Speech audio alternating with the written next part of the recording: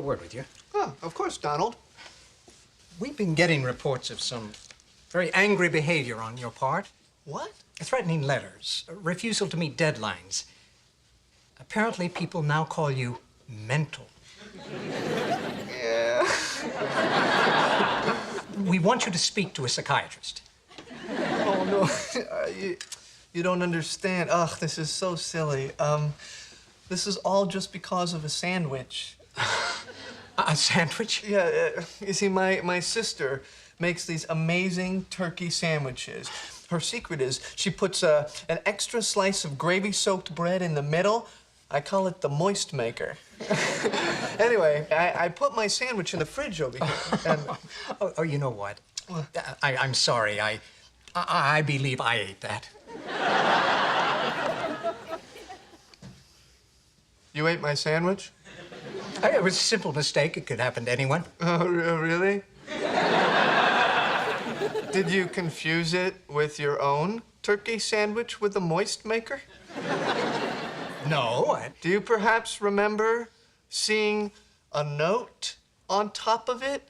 There may have been a joke or limerick of some kind. That said, it was my sandwich. Now calm down. Come look in my office. Some of it may still be in the trash. What? Well, it was quite large. I had to throw most of it away. You threw my sandwich away.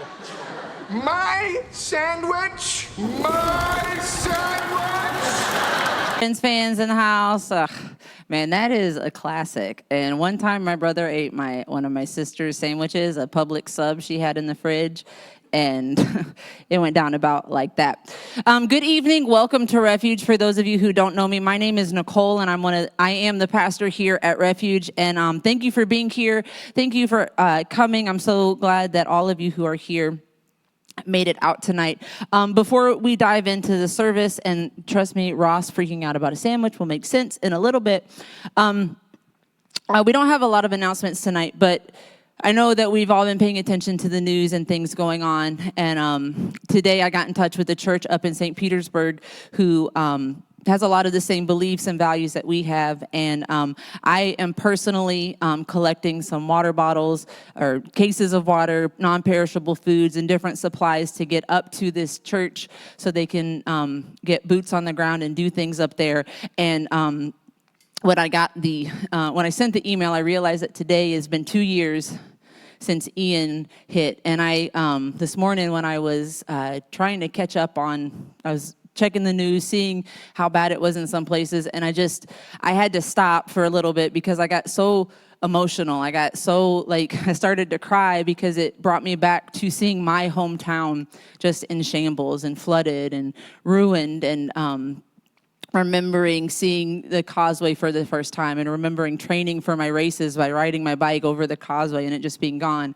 And so I'm going to be collecting some supplies throughout the week. If you also are interested, I'm not asking the church for anything. I'm not asking for a donation from the church. This is just coming out of my pocket to get some stuff up there. If you also want to help, let me know. You can bring your supplies here to the church. I'll make a trip. If I'm not here, I'll make a trip here to let you in to drop it off. But I am coordinating that to get that up there.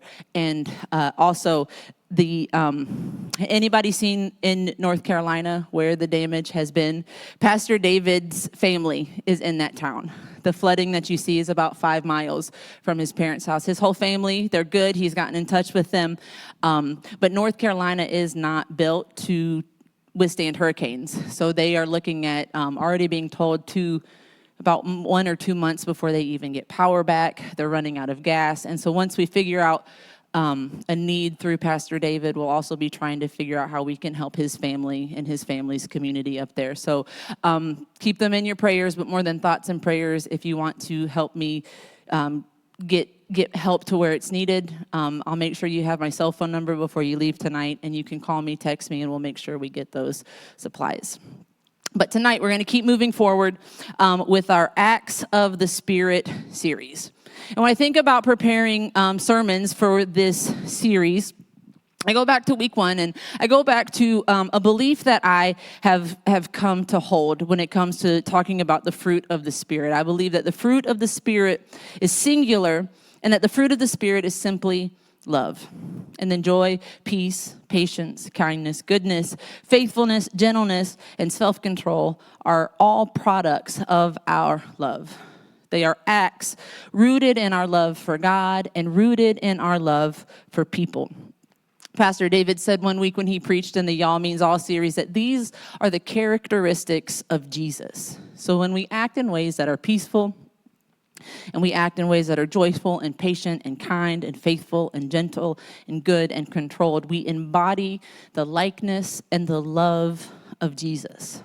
And so when Paul is writing to the Galatians in Acts 5:22, and he talks about the fruit of the Spirit, this is not how to operate a church. This is not how to make sure the institution of the church survives. It's not about bylaws or ordinances or doctrines or dogmas or beliefs or theologies, or if you should be egalitarian or not, if you should believe in a literal 7-day creation or not, if women should preach or not, if you should be affirming or not, all of the things that we get hung up on and that we want to argue about. Paul is not addressing these things.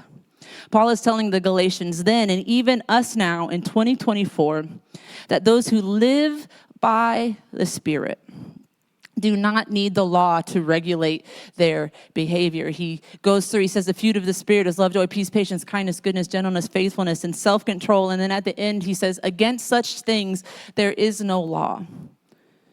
Because when you are operating in the Spirit and you follow the Spirit's leading and you live a life that is rooted and grounded in love, your actions and your acts will naturally align with what God's will is. And it's beyond the legalistic requirements that the Galatians were trying to say people had to live by. They were trying to put rules on people to say what made them holy, what made them not holy, who was in and who was out.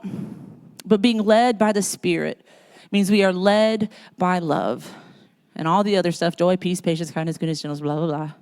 Just natural responses, natural actions. It's just how we act towards others. And this is the simplest way to define our faith. If you boil it down and you just want a simple answer, it is about our acts, our behavior towards other people, towards all humanity and all creation. Boiling it down to the bare bones, it's how we live in this world with all of God's creation, all humanity, all people. And it's even why we've converted one of our trash cans to a recycle bin, is that we're trying to do a little bit to honor God's creation and to love everything. And even at the heart of most major religions is the principle of love. Love for ourselves, love for others, and love for a higher power. And through our love, it's in how we live and participate in our communities, how we care for others, and even how we grow spiritually. So if you're here tonight, you've likely chosen to follow Jesus, aiming to live a life like Jesus lived, or you're on a journey of deconstruction, reconstruction, renovation, or you're spiraling out of control in a faith crisis and you don't know what you believe, but you're looking to Jesus for help. And so here are my thoughts on all of it. We're here to love. We're here to be kind. We're here to coexist and to be like Jesus. And so people can believe being gay is a sin. You can believe that if that is your belief. But protesting pride events and holding signs condemning people to hell is not a product of the love that Jesus has called us to. People can believe that abortion and IVF are inherently sinful, but condemning and judging those who have gone through that procedure, or calling parents with fertility issues murderers, is not the fruit of love that we have been called to. The dehumanization of any person is not the fruit of love. That is not living by the Spirit. Our fruit as followers of Jesus is not doctrine, is not dogma, is not theology. It is not our beliefs. Our fruit is not our traditions, our rituals. It is not our knowledge.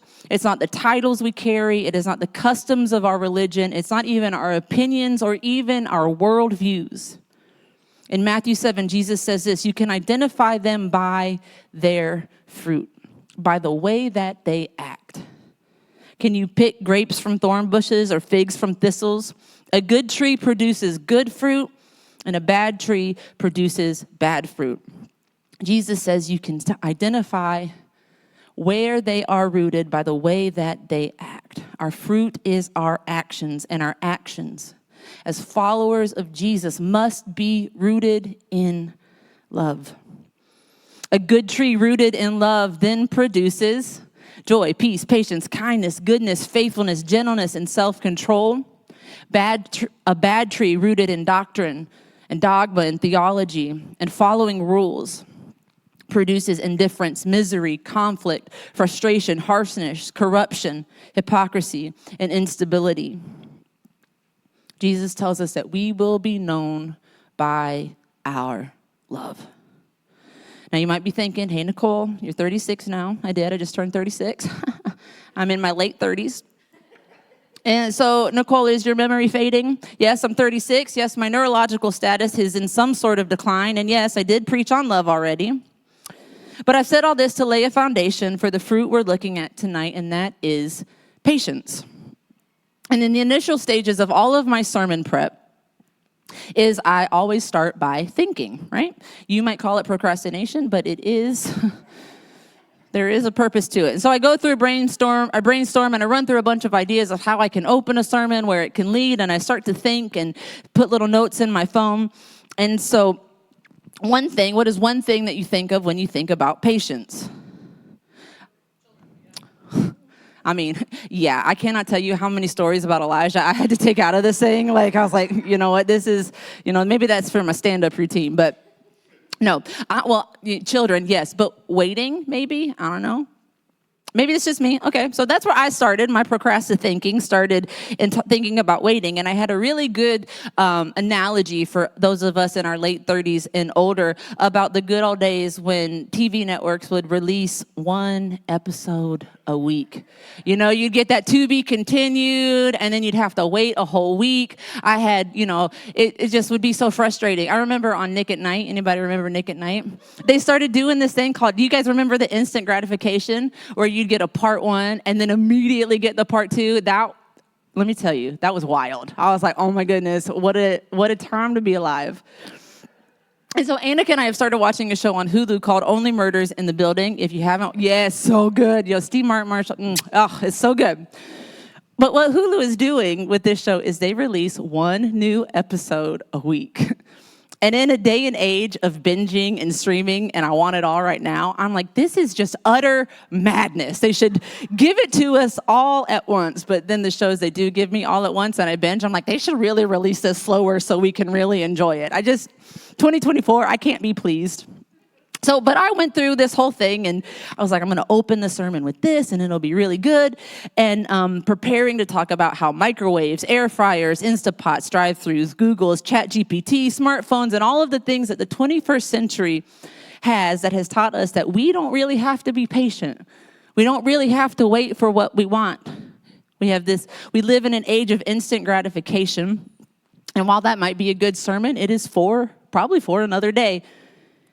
Because the patience that love produces in our life has very little to do with how long we have to wait for our leftovers to heat up in the microwave, and everything to do with how we live and participate in our communities, how we care for the people around us, and how we grow spiritually. Thus, a day and a half of my procrastinating thinking down the drain. I had to start over from scratch, and when I did start over, I started with a word study on patience. Well, actually, starting the word study on patience is what made me go, well, I can't use anything that I've thought of already. And the use of patience in Galatians 22, I wanted to get down to the context because it's always good to know the context of what is being said and what you're reading. And as I started to read this and look at what patience really means, I realized something is that I believe with every fiber of my being is that the English language is boring.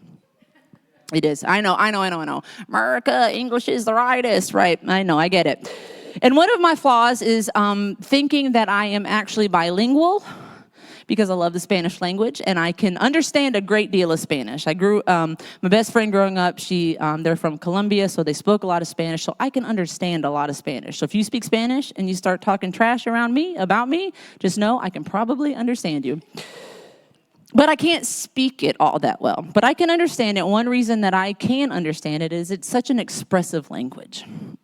And did you know that there are at least 9 different ways in the Spanish language to convey the emotion and feelings around the word love? 9 different ways. And all we get is love. I love cheese. I love my dog. I love my wife. I love my kid, in that order.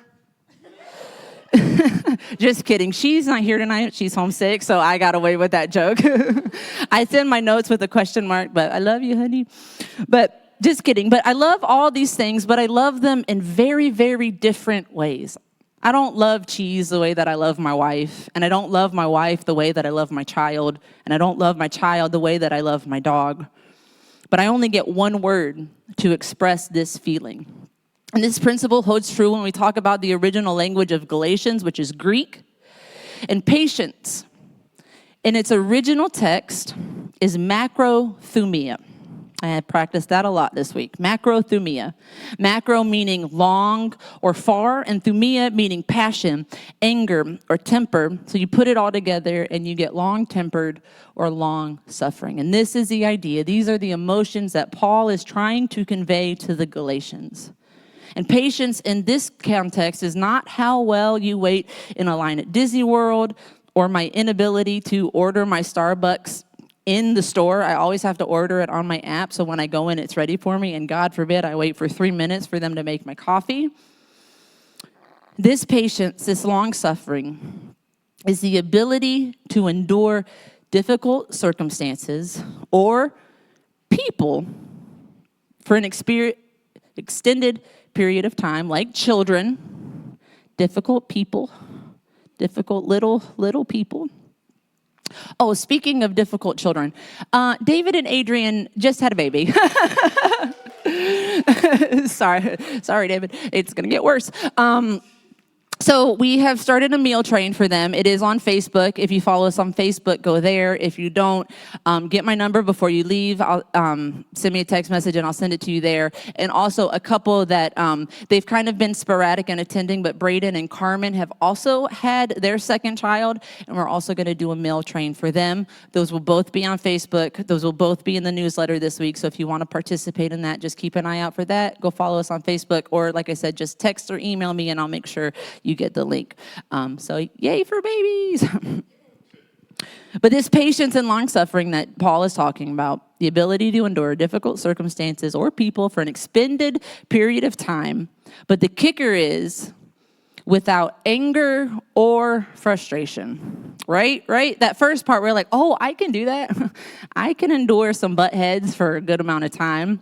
But it's the without the anger, it's without frustration part that gets difficult. Like, I can teach my kid how to wipe his butt. I can do it. Can I do it without anger or frustration? Probably not. Probably not. And in the time when Paul writes this, macrothumia would have been understood as patience with others, especially after having been wrong. Having patience with other people, remaining calm when you've been provoked, refraining from retaliation, even in instances when your anger and your frustration are justified. So this takes our understanding of patience even deeper, beyond just tolerating a delay, beyond just not getting what we want, because I can learn to not get upset about something trivial, like waiting in line at Disney or waiting 45 minutes for my coffee. But can I learn to remain calm, to resist the urge to retaliate, to be slow to anger when I'm called an abomination?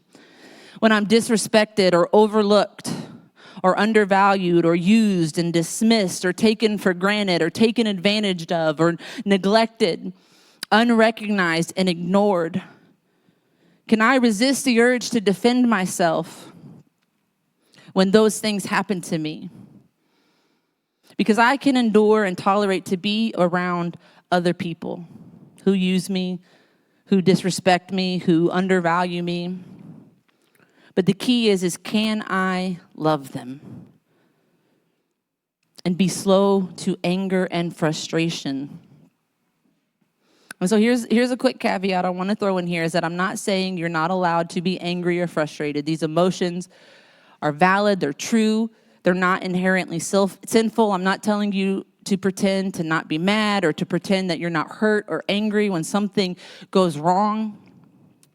There are a lot of things that we should be angry about.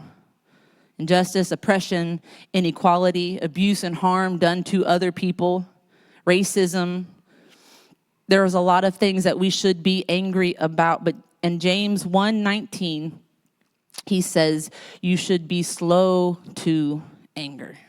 It doesn't say avoid anger.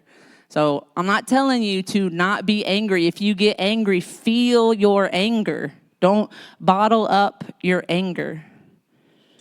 But this is about letting love, the love that we have for Jesus, the love that we have for our Creator, to produce a long-tempered approach and to produce a patient response in our actions. Macrothumia is the ability to experience anger. It is the ability to feel the anger that you feel while staying grounded in love. Giving ourselves permission to have feelings, but not weaponizing our feelings. This kind of patience, this patience that is produced by love, is the love and patience that tell us to love our enemies and to pray for those who persecute us. Being guided by Jesus and the Holy Spirit to not want restoration, or to want restoration and not destruction. Whew, that could have been bad. All right, so I'm halfway through my sermon and I haven't even gotten to Acts yet. And so before anyone falls asleep and falls to their death, I'll get to the good stuff. You'll have to go back to listen to Carly's message last week. She did a great job. Would you guys give a round of applause to Carly? I know this is going to embarrass her. I had the great opportunity to, is the baby crying? Okay. I had a great opportunity to have a couple weeks off to get some rest and recover. And Carly stepped in for me last week, and she did just a wonderful job talking about peace. And we were even talking about it before service. It was a very challenging message. So I encourage you to go back and listen to that. But she does talk about a guy getting bored in the message and falling asleep and falling out a window and dying. So I don't want any of that to happen to any of you. So we'll jump in, and we're in Acts 21. Where we're at is Paul has left Ephesus, and he is now in Jerusalem. And Jerusalem is the epicenter of religious life for the Jews. And Paul's mindset being back in Jerusalem is starting to shift, is starting to change. He's less the church leader and the teacher to the Gentiles that he had to be while he was on his missionary journey, going from city to city and country to country. He was a teacher. Now that he's back in Jerusalem, he's wanting to make peace among the Jews and the Jewish Christians. And in Acts 21, 17 through 25, the leaders of the church come to tell Paul that there's a rumor going around about him. And this rumor is that he has abandoned everything he grew up believing and that he's trying to convince people to stop following the law of Moses. The rumor is that he is insisting people give up their traditions, their rituals, all the things.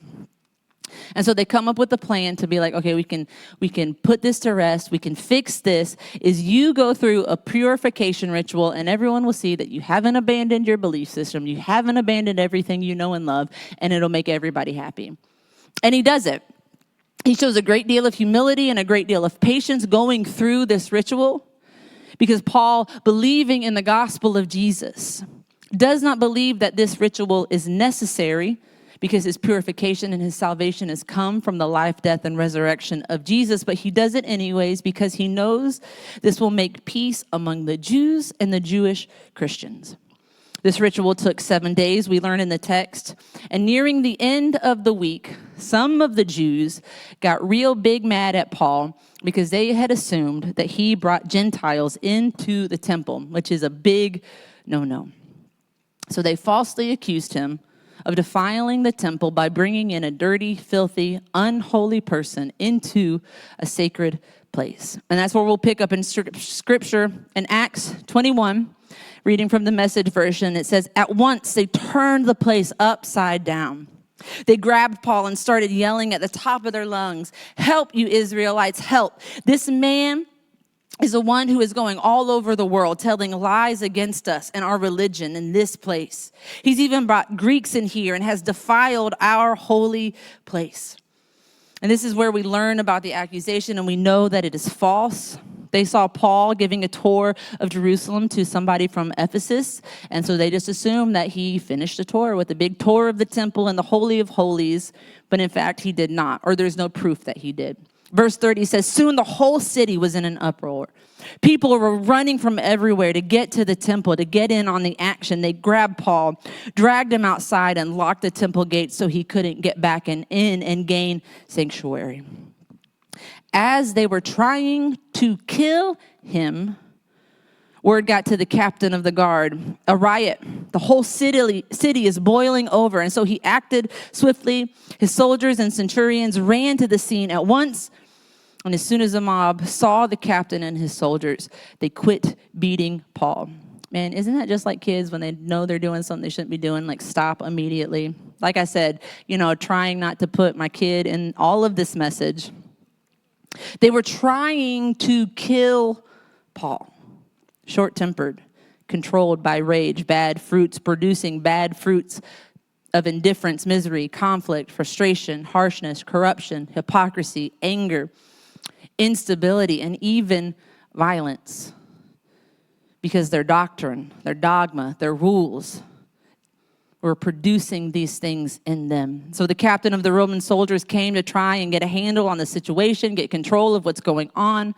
So they handcuff him and try to talk to him, figure out what he's done, why people are so upset. But the crowd is so angry and the crowd is so loud and out of control and violent that they couldn't figure out what he's done. They couldn't hear him when they were asking him questions. So they decide to get him to the military barracks where they can question him in a quiet, peaceful place. So as they begin taking him out of the temple, down the temple steps, the mob was so violent that the soldiers had to lift them over their heads and carry him to safety.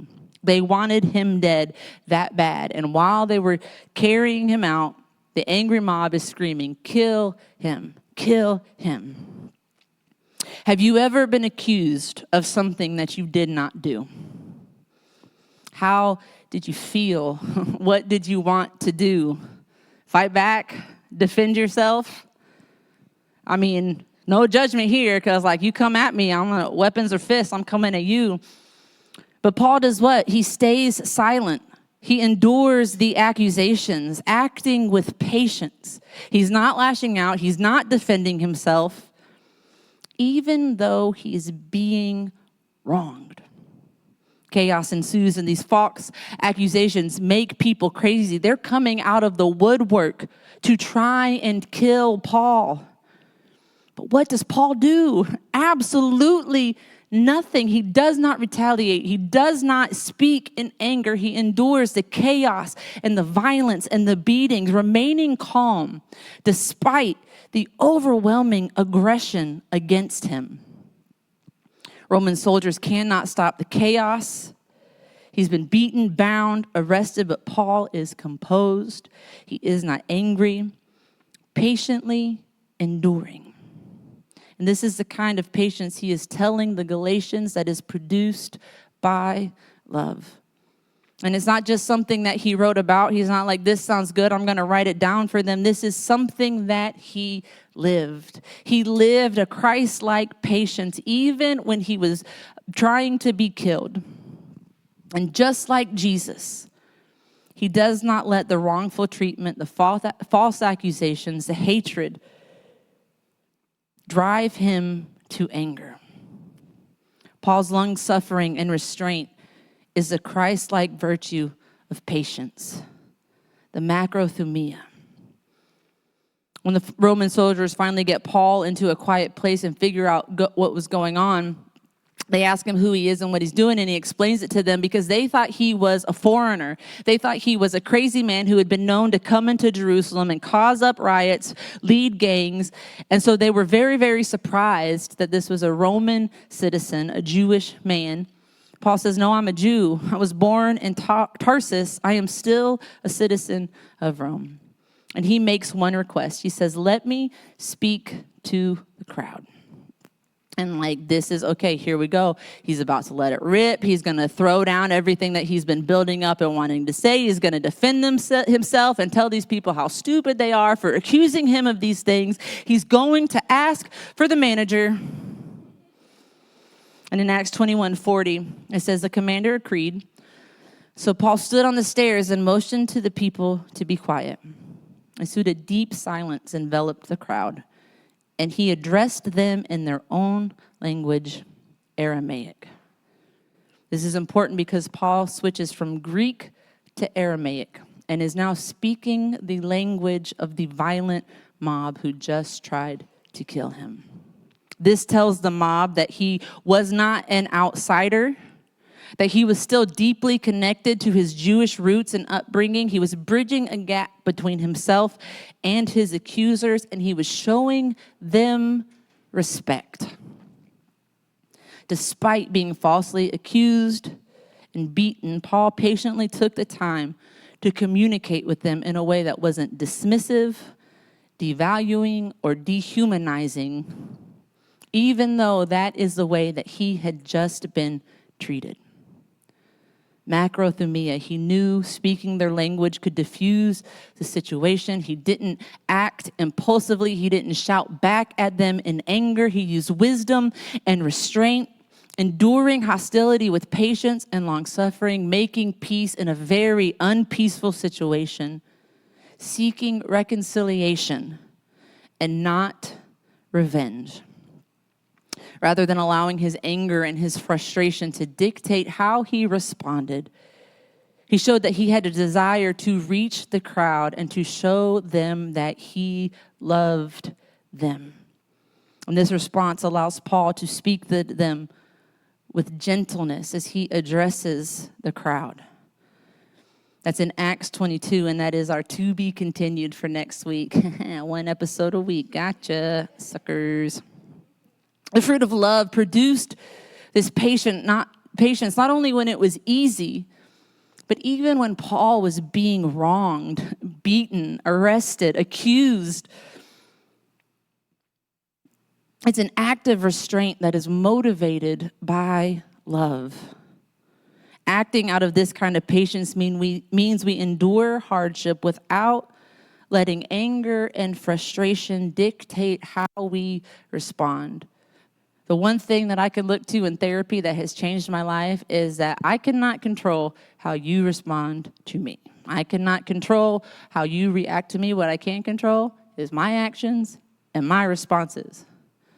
Because if I let anger and frustration and resentment dictate how I respond, it costs me. It's very costly. It costs me joy, peace, patience, kindness, gentleness, goodness, faithfulness, and self-control. And the easiest thing we can try to do is to defend ourselves. The easiest thing is to speak up when we're angry. And we often think it's going to make us feel really good to say what we want to say, seeking revenge. But we are called to seek reconciliation. And the truest test, the best test of our Christ-like patience is how we choose to respond under the pressure of wrongdoing. In difficult situations with difficult people, asking ourselves, what does love demand of me in this situation? What does love demand of me in this situation? Refuge is a safe place for all people, and that also means refuge is a patient place.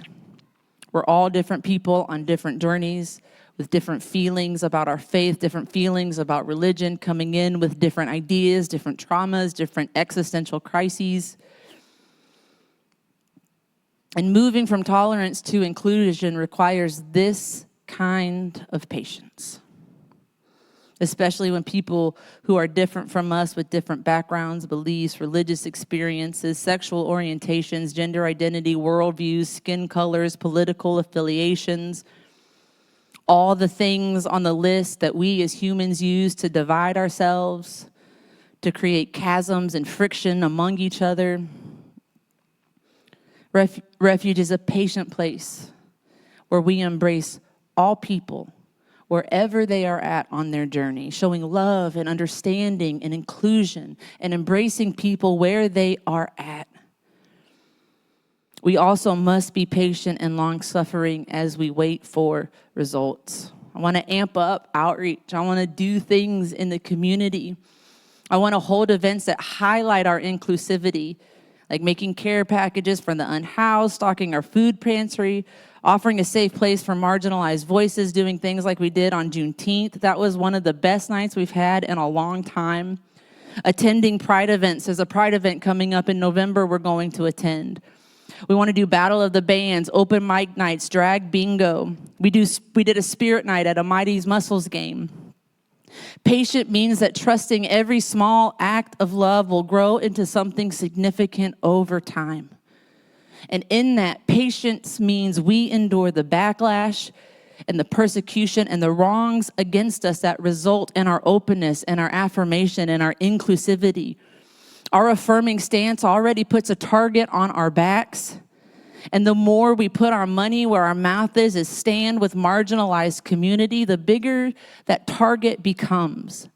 But our fruit of love is shown when, even though we're angry and frustrated at the injustices and the oppression and the discrimination, we respond with gentleness and love. Patience means we don't allow the discouragement to dictate our response when change is slow and problems feel overwhelming and windows just spontaneously combust and air conditioning units decide they want to burn out.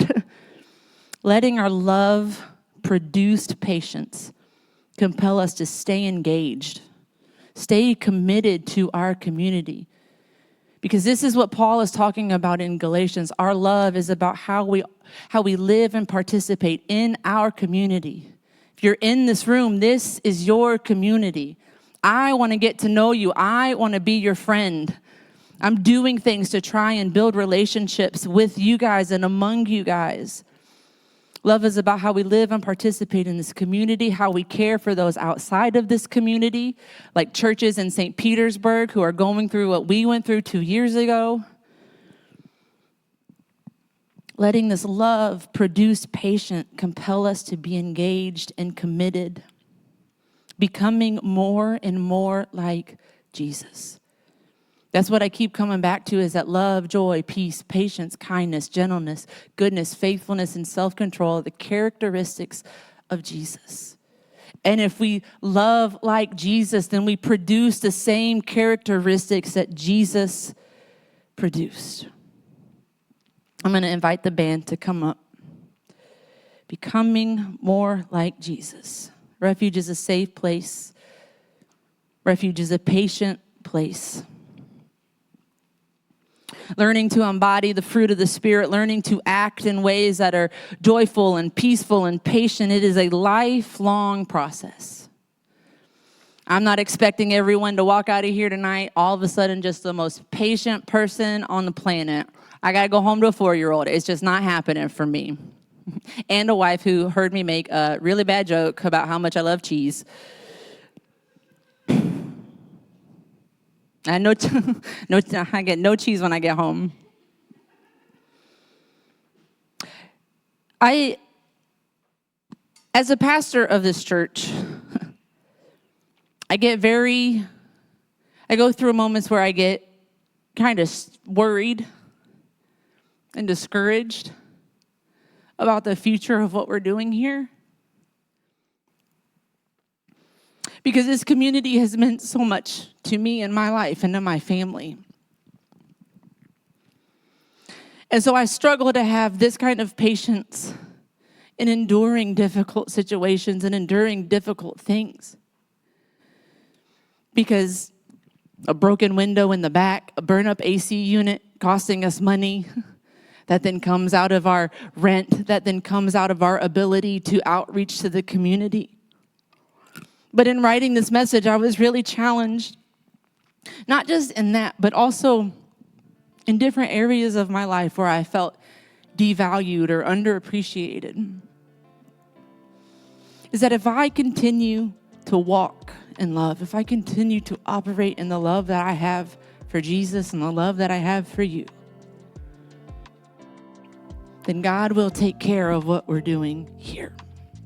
With the hard work, the engagement, and the commitment, God will continue to make Refuge a success. And we will be able to offer joy, peace, patience, kindness, goodness, gentleness, faithfulness, and self-control to our community. Would you stand and worship with us as we close tonight?